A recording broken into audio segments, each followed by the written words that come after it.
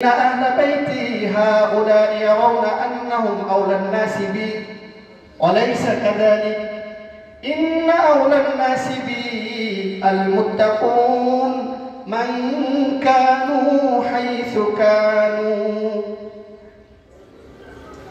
হে মুআজ তিনি মদিনার দিকে ইশারা দিয়ে তার পরিবারের লোকদেরকে ইশারা দিয়ে তিনি বুঝিয়েছেন ইন্না আহলা বাইতি আমার পরিবারস্থ লোকেরা মনে করে তারাই আমার সবচেয়ে কাছের মানুষ ওয়ালাইসা কাযালিক বিষয়টি এমন নয় ইন্না আউলান নাসি বি আল মুত্তাকুনা মান কানু হাইসু কানু আমার সবচেয়ে প্রিয় মানুষ আমার সবচেয়ে নিকটতর মানুষ তারাই যারা পরহেজগার যারা খোদাভীরু সে যেখানেই থাকুক সে যে ব্যক্তি হোক সে যদি কোনো দরিদ্র হয় কোনো রিক্সা চালক হয় কোনো দিন মজুর হয় আর সে যদি পরহেজগার মুত্তাকি হয় সেই হচ্ছে আমার সবচেয়ে প্রিয় এবং নিকটতর ব্যক্তি।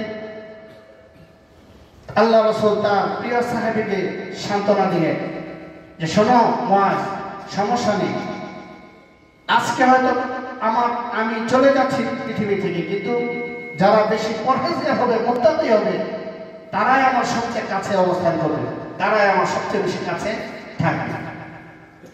এরপর আরেকটা হাদিসের মধ্যে হযরত আব্দুল্লাহ ইবনে মাসউদ রাদিয়াল্লাহু তাআলা আনহু আল্লাহ রাসূল থেকে বর্ণনা করেছেন, এক লোক আল্লাহ রাসূলকে এসে বললেন, ইয়া রাসূলুল্লাহ, সেই ব্যক্তির ব্যাপারে কি ফয়সালা হবে যে একটি সম্প্রদায়কে ভালোবাসে কিন্তু সে তাদের পর্যায়ে যেতে পারে নাই? আল্লাহ রাসূল সাল্লাল্লাহু আলাইহি ওয়াসাল্লাম বলেছেন, আল মারউ মা'a মান আহাব্বা, মানুষ যাকে ভালোবাসে পৃথিবীতে সে তার সাথেই তাদের সাথেই তার হাসর হবে। এরপরে হযরত আনাস রাদিয়াল্লাহু তাআলা আনহু থেকে আরেকটি হাদিস, এক লোক আল্লাহ রাসূল সাল্লাল্লাহু আলাইহি ওয়াসাল্লামকে বলেন, মাতা সাআ ইয়া রাসূলুল্লাহ, কখন কিয়ামত সংঘটিত হবে?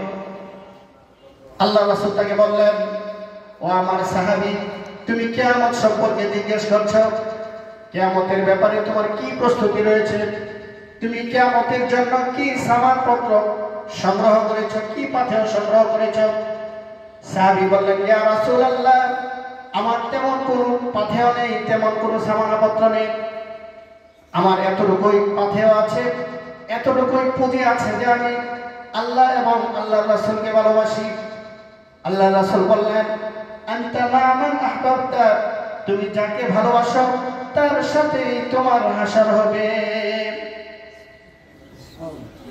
যার সঙ্গে যার মহব্বত তার সঙ্গে তার কিয়ামত, যার সাথে যার ভালোবাসা হবে তার সাথে তার হাসর হবে। এই জন্যে হাদিস শরীফে এসেছে, আল্লাহ রাসূল সাল্লাল্লাহু আলাইহি ওয়াসাল্লাম যখন মানুষদেরকে নামাজের জিকির করতেন, নামাজের আলোচনা করতেন, তিনি এই বিষয়গুলো স্পষ্ট করে বলে দিতেন, মান হাফাযা আলাইহা কানাত লাহু নূরুন ওয়া বুরহানান ওয়া নাজাতান ইয়াওমাল কিয়ামাহ। কারণ নামাজের প্রতি ভালোবাসা সবচেয়ে বেশি ছিল আল্লাহ রাসূলের। আল্লাহ রাসূল সবচেয়ে বেশি নামাজ পড়তেন এবং আল্লাহর কাছে নামাজের জন্য তিনি সবচেয়ে বেশি এমনভাবে তিনি নামাজ পড়তেন, তাহাজ্জুদ পড়তে পড়তে আল্লাহ রাসূল সাল্লাল্লাহু আলাইহি ওয়াসাল্লামের পা মোবারক ফুলে যেত, ফেটে যেত, এমনভাবে তিনি নামাজ পড়তেন। যে আলোচনা প্রথম করা হয়েছে, আল্লাহ রাসূল সাল্লাল্লাহু আলাইহি ওয়াসাল্লাম আব্দুল্লাহ ইবনে মাসউদ রাদিয়াল্লাহু তাআলা আনহুকে এক রাত্রিতে তিনি তাহাজ্জুদ নামাজ পড়েছিলেন। তাহাজ্জুদ নামাজ পড়ে তিনি প্রস্তুতি গ্রহণ করেছিলেন, আল্লাহ তাআলার প্রতি তিনি সানা পেশ করলেন, প্রশংসা করলেন, আল্লাহ রাসূলের উপর দুরূদ পাঠ করলেন।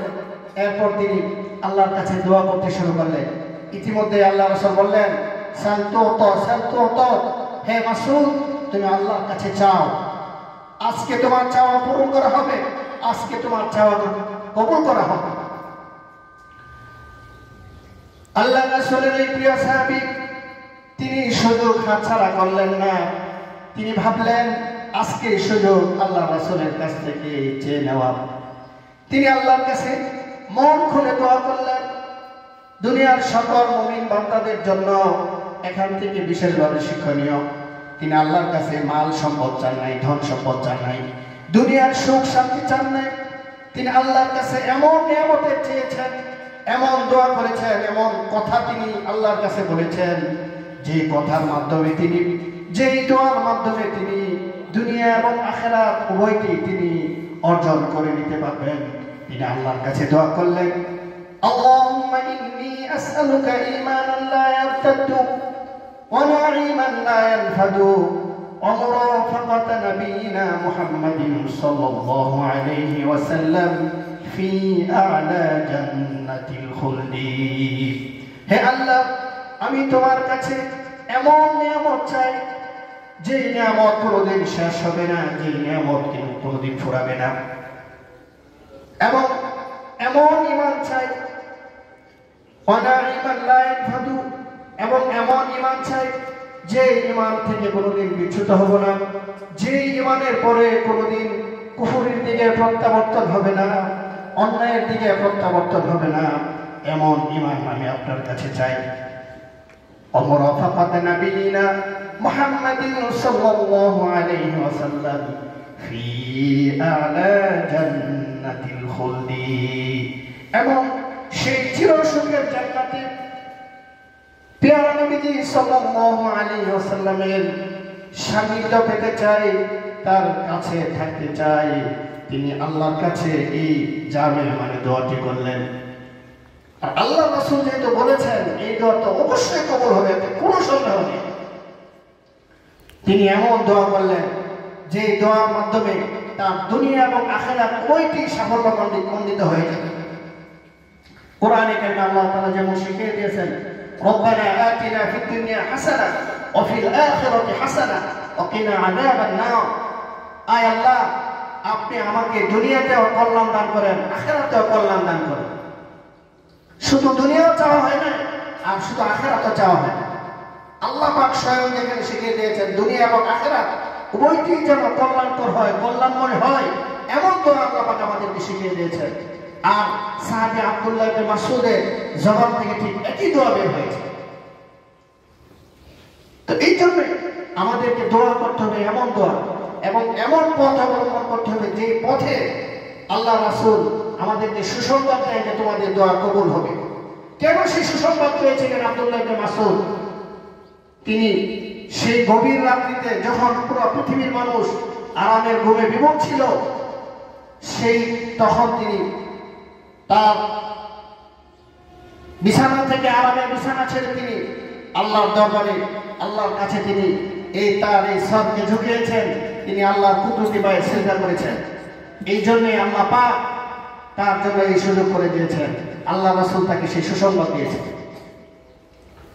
কোরআনে কারিমে আল্লাহ রাব্বুল আলামিন বলেন, তাতাজাফা জুনুবুহুম আনিল মাদাজি'i ইয়াদউনা রাব্বাহুম খাওফান ওয়া তামাআ। হাশরের মাঠে আল্লাহ রাব্বুল আলামিন এমন কিছু ব্যক্তিদেরকে দাঁড়ানোর জন্য আহ্বান করবেন, ঘোষণা দিবেন, যে সকল ব্যক্তিদেরকে আল্লাহ রাব্বুল আলামিন বিনা হিসাবে জান্নাত দিয়ে দিবেন। মুফাসসিরিনে কেরাম বলেন, সেই ব্যক্তিরা হলো যারা আরামের ঘুম ছেড়ে গভীর রাত্রিতে সিজদায় পড়ে যায়, আল্লাহর দরবারে সিজদায় পড়ে থাকে, নামাজ পড়ে। সেই সকল ব্যক্তিদের জন্য হাশরের মাঠে আল্লাহ রাব্বুল আলামিন এই সুসংবাদ, এই নিয়ামত আল্লাহ তাআলা দান করবেন। হাদিস শরীফে আল্লাহ রাসূল বলেছেন, আলাইকুম বিকিয়ামিল লাইল ফাইন্নাহু দা'বুস সালিহিন ক্বাবলাকুম ওয়া হুয়া কুরবাতুন ইলা রাব্বিকুম ওয়া মাগফিরাতুন লিস-সাইয়্যাত ওয়া মানহাতুন আনিল ইসম। আলাইকুম বিকিয়ামিল লাইল, কিয়ামুল লাইল করা, রাতের বেলা, রাতের অন্ধকারে দাঁড়িয়ে নামাজ পড়া কি তোমাদের জন্য আবশ্যক? ফাইন্নাহু দা'বুস সালিহিন ক্বাবলাকুম, কেননা এই রাতে নামাজ পড়া এটি তোমাদের পূর্ববর্তী জাতিসমূহের এটি আদর্শ ছিল, পূর্ববর্তী নেককার মানুষদের আদর্শ ছিল, নীতি ছিল, কাজ ছিল এটি। আর এই নামাজের মাধ্যমে তোমরা আল্লাহ একান্ত নিকটবর্তী হতে পারবে, আল্লাহর কাছাকাছি চলে যাবে। এই নামাজের মাধ্যমে আল্লাহ পাক তোমাদের গুনাহসমূহ ক্ষমা করে দিবেন। সুবহানাল্লাহ। যেমনটি আল্লাহ তাআলা সুসংবাদ দিয়েছেন, আকিমিস সালাতা তরফাইন নাহার ওয়া যুলফান মিনাল লাইল ইন্নাল হাসানাতি ইউযহিবুনাস সাইয়্যাত। তোমরা নামাজ কায়েম করো দিনের দুই প্রান্তে, ওয়া যুলফান মিনাল লাইল রাতের কিছু অংশে, ইন্নাল হাসানাতি ইউযহিবুনাস সাইয়্যাত নিশ্চয়ই নেক কাজসমূহ গুনাহসমূহকে দূর করে দেয়। নেক কাজের মাধ্যমে গুনাহ মোচন হয়ে যায়।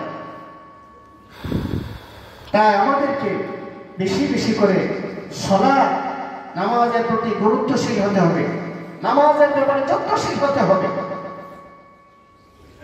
এবং বেশি বেশি করে নফল নামাজ পড়ার চেষ্টা করতে হবে।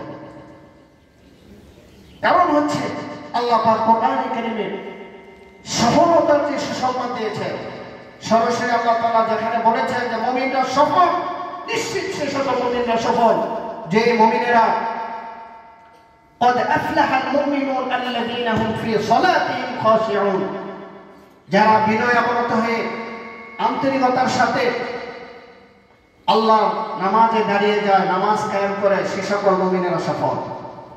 আল্লাহ পাক সে সকল মুমিনদের জন্য সফলতার ঘোষণা দিয়েছেন, সুসংবাদ দিয়েছেন। তার মানে হচ্ছে এই নামাজের মাধ্যমে একজন মুমিন বান্দা সে তার জীবনের সফলতা খুঁজে